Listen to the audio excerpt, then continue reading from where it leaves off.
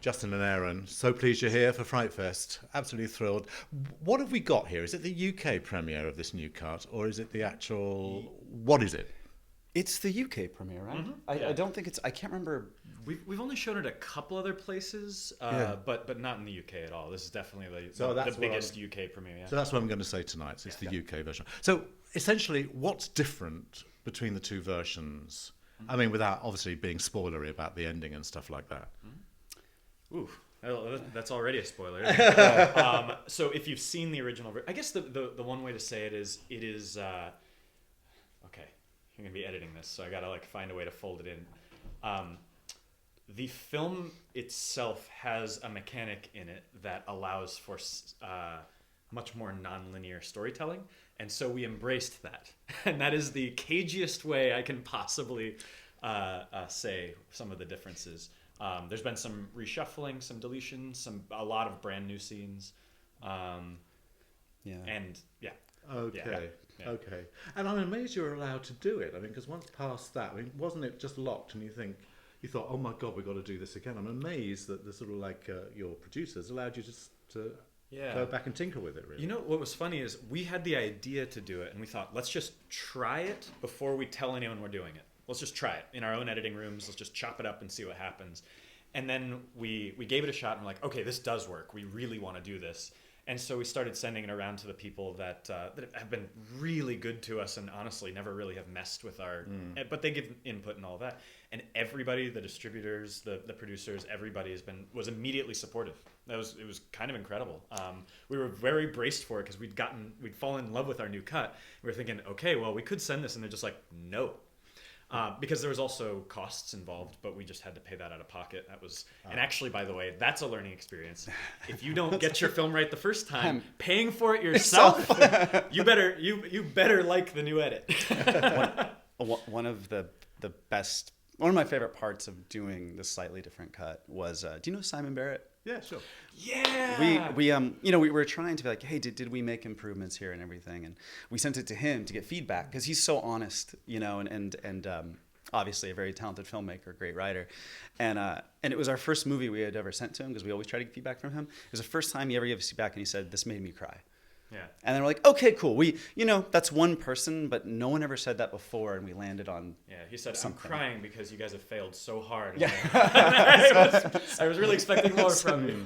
Yeah, but be able to emotionally affect someone that you really, really respect. It was like, okay, at least we hit that target. That's really cool. I mean, is this your mainstream film? I mean, look, your previous work. I mean, people love it, etc. It's unusual, it's quirky, it's all cosmic, and enigma of time and that. But do you see this as the one that's was it done purposely to break you out into the mainstream, essentially?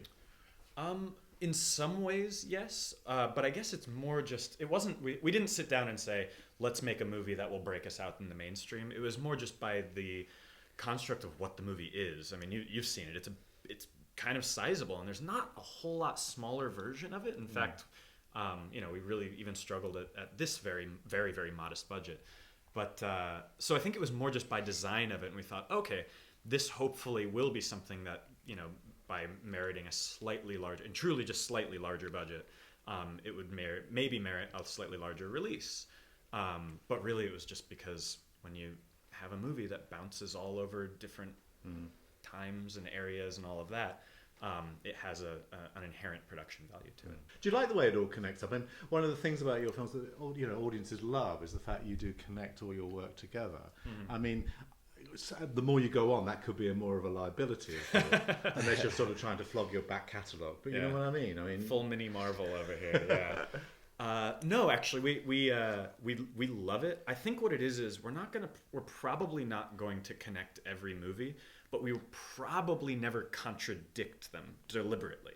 All of them can probably still coexist, kind of, I guess, like Stephen King does in his books, where sometimes they'll cross paths, sometimes they don't. But they don't say this, none will take the place of the other. But then again, we might just see the most perfect project and completely steamroll some other movie. I don't know. Yeah. Now, you say you wrote it. Did he really not help you? It was literally solely you? Or... No.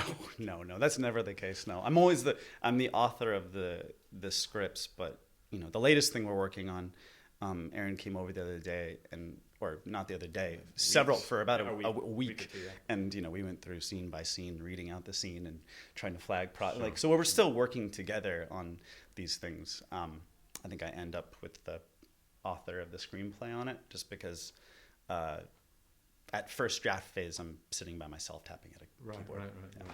And From Beyond is the thing that sort of comes to mind with this. I mean, did you have the H.P. Lovecraft side of it? Is that what you wanted to do with Synchronic more than anything else? Or? Yeah, well, this is actually, obviously from our first movie, Resolution, onward. For Resolution, Spring, The Endless, they've all gotten the Lovecraft comparison. Yeah. But I didn't, this is shameful, I didn't personally know who H.P. Lovecraft was when I wrote Resolution, didn't know who it was when I wrote Spring, did know when I wrote The Endless, and Synchronic was the first time where I took any element from Lovecraft as a direct piece of inspiration. Okay. And From Beyond was it, because it was the idea of the pineal gland. Yes, and that you could see, in our case, it's not quite glimpsing into a multiverse, but there's some similarities there for sure, and it's definitely like a direct inspiration. I mean, basic question, because I don't think I've ever asked you this before, but how did you meet, and how did you sort of like realize that you were on the same page, sort of like creatively? Yeah, Aaron had just graduated from Florida State and moved out to Los Angeles and gotten an internship, and that internship he went to, it was a commercial production company. It was Ridley Scott's commercial production company, but neither one of us ever met Ridley Scott, and it's got nothing to do with our careers. We got people coffee, and we ran mail sometimes, and sometimes they let us walk in the room where the real directors were and then quickly get out. Yeah. But we just bonded on his first day and my last day. I was taking a year off before I would start medical school, and then I was like bartending nights, interning at commercial production companies in the day, and I was like, I saved up just enough money for Aaron and I to make Resolution together, and the script was written for like X amount of money in my checking account, because I was just thinking like, oh well, if I'm gonna go to medical school, I'm gonna be living off student loans anyways, so I may as well like check it off the bucket list, make a movie, like just spend your. And I saw this guy and I was like, doctor, no. No. We don't need another doctor. We need more indie filmmakers, you see. Oh, right. So, I mean, that's great, isn't it? Yeah. Do you ever see a time when you're not going to do it together anymore, or is it just a case of you're going to continue working? There's no plan. This just if works it ain't way broke, too don't well. fix it. Yeah, this works way too well. Yeah. And you guys know how to. I don't want to say work the circuit, but you're very, very fantasy festival friendly, and you do use it. And I think that's what's really great. And so many people should learn from you how actually to go and approach this stuff. That's what I think is really quite good about you, because you've been on the festival circuit now for literally, ever since you started. Haven't you? It's sort of I think for us, we see it as the reward of making the films, is to get to go to these amazing places in the world and meet people like yourself and meet other filmmakers, and that truly is the reward of indie filmmaking. And if you can pay your rent and do that, then you've won. That's a great life. Now, last question, and I'm probably going to ask this again tonight too. I mean, if you could take your own drug, where would you go? Personally. That's funny. Philosophically, I believe, and I would like to think that I would follow this personal belief, and it's that people romanticize the past, and sometimes that's used for political means, things like that. Like the conservative movement in America, a lot of that's based in this idea of like, let's get back to this thing from the 1950s, and right. And the truth is that thing was only good for a very small subset of the population. And I'm just using one example of politics, but my own philosophy is like, you should never try to go back. You should always try to have progress and so you'll move forward. You'll try and move to the future.